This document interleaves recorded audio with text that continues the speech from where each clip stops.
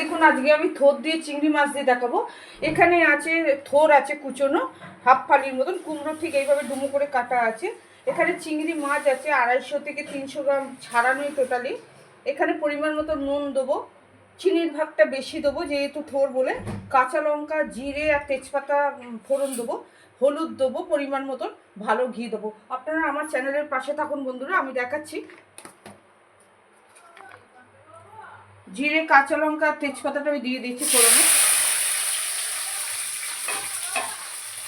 একটু ফোড়নটা হবে বন্ধুরা, ছেড়ে দিয়েছি বন্ধুরা। এবার দেখুন এখানে থোর আর কুমড়োটা দিয়ে দিচ্ছি।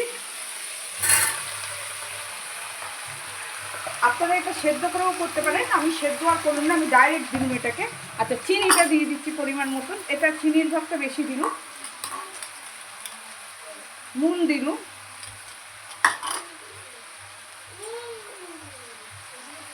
হলুদ দিলাম পরিমাণ মতন।